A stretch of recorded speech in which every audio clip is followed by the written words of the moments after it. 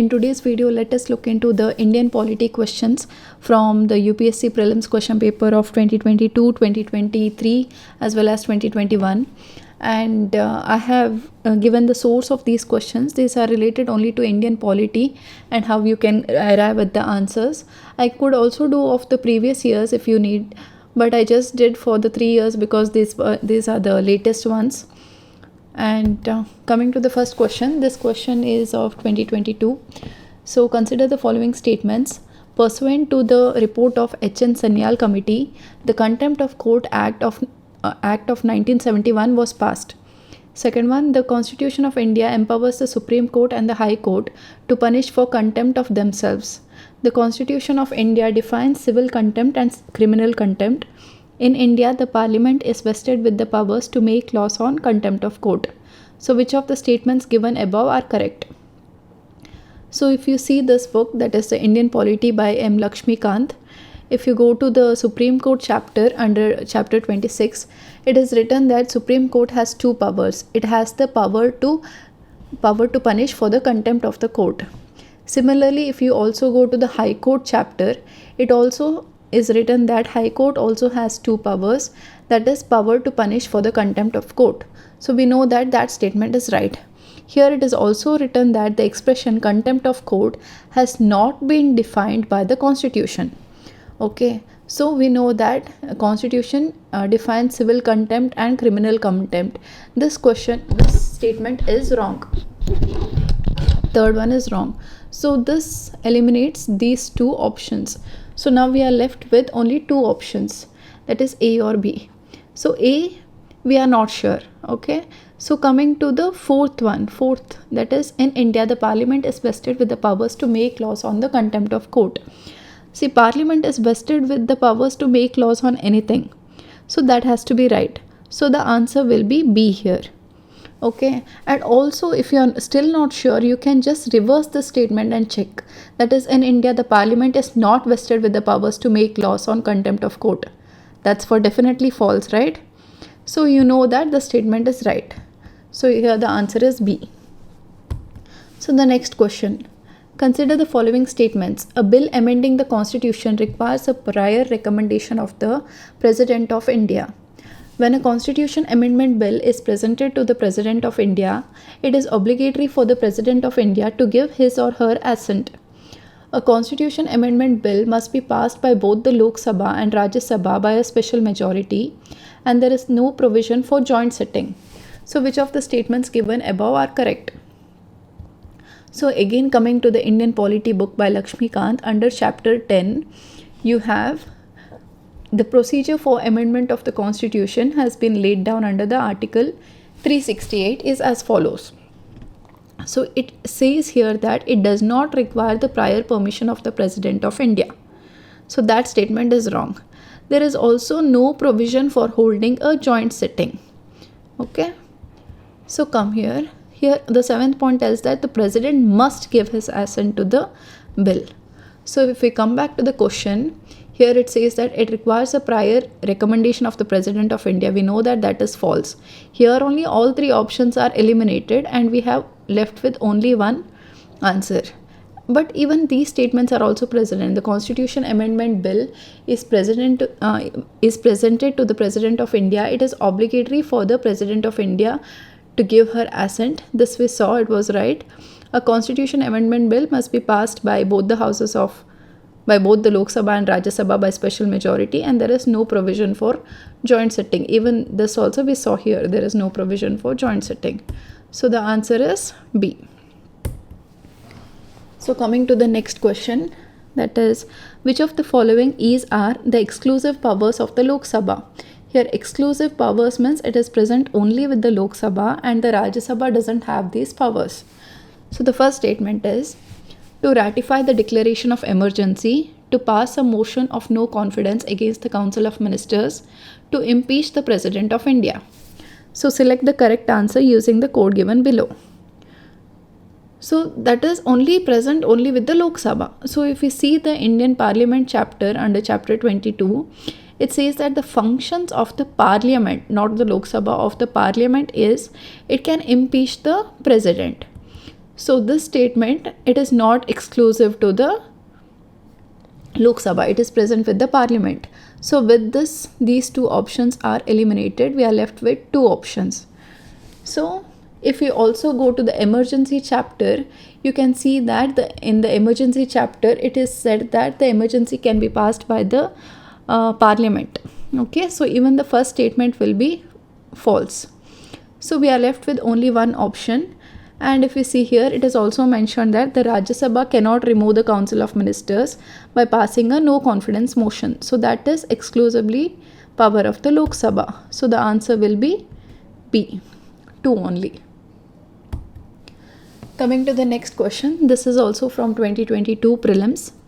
With reference to the anti-defection law in India, consider the following statements.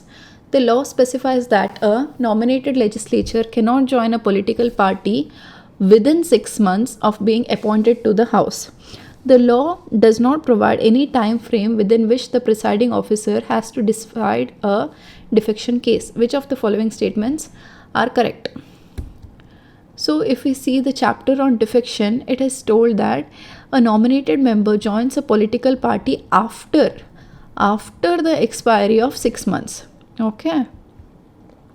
And it also, if the deciding authority, it held that the presiding officer, while deciding a question under the 10th schedule, functions as a tribunal.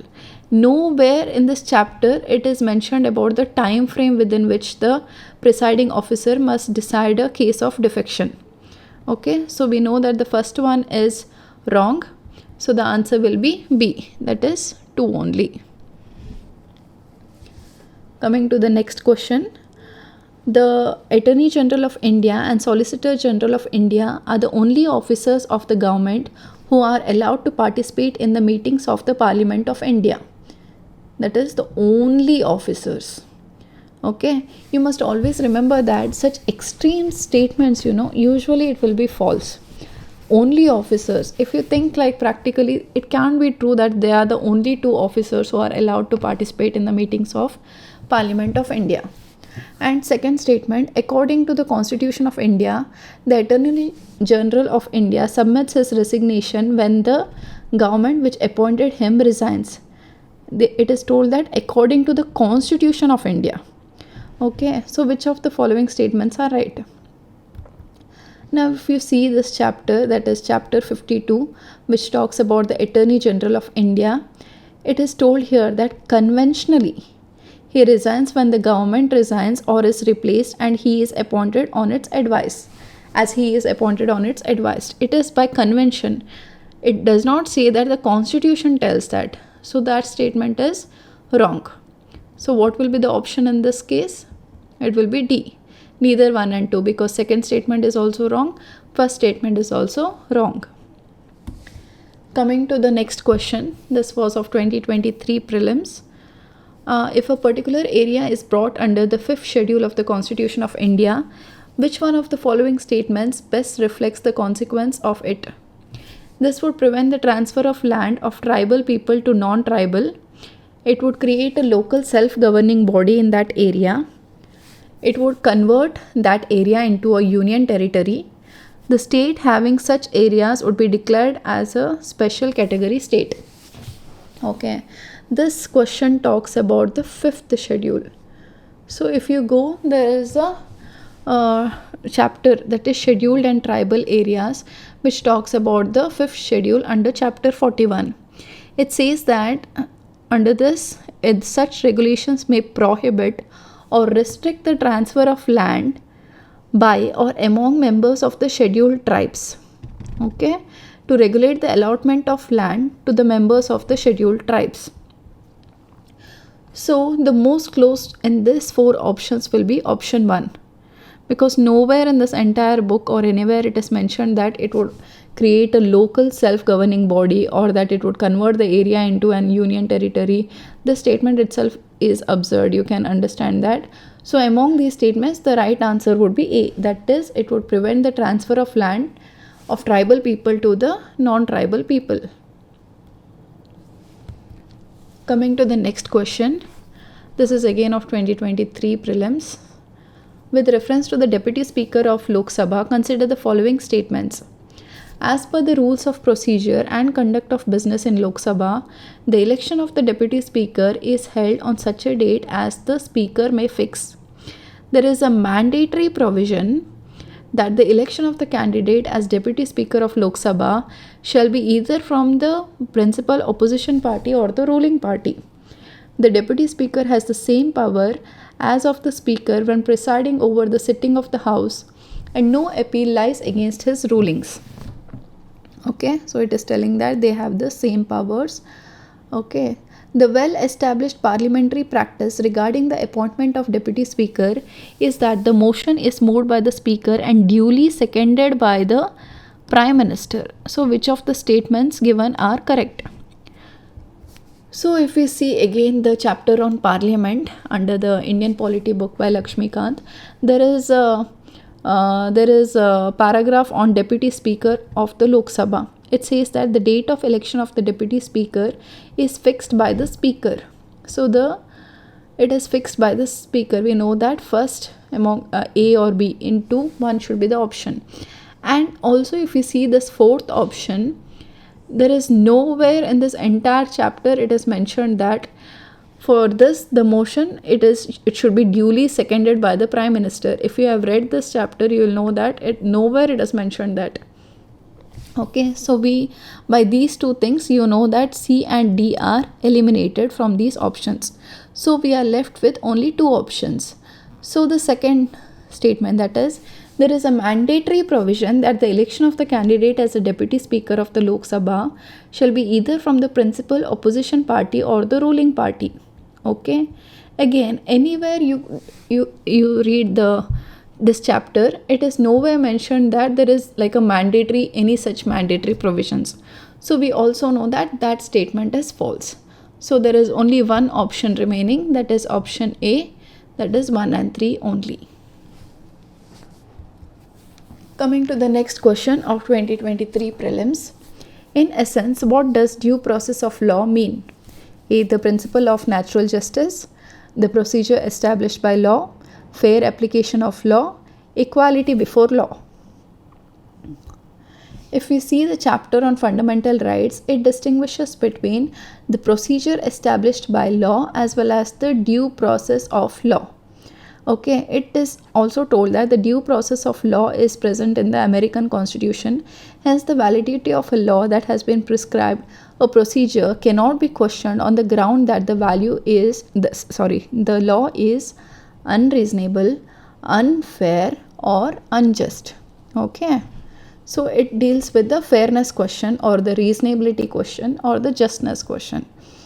Okay, so if we see here in this question, the option will be C, because it deals about the fairness about the application of the law.